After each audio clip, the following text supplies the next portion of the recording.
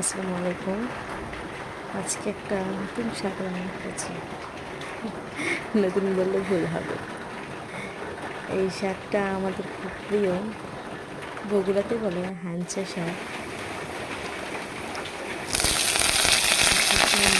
ভাজি করে মজা পায়, ভর্তা করে মজা পায়। আমাকে ভাজি বেশি ভালো লাগে। টমেটো আমি খাই।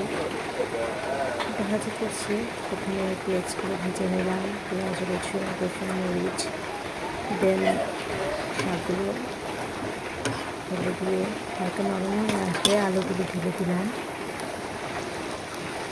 সেদ্ধ করে নেব কিছুক্ষণ।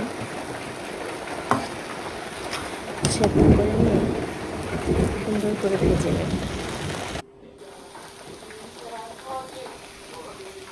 ভাজার শেষ পর্যায়ে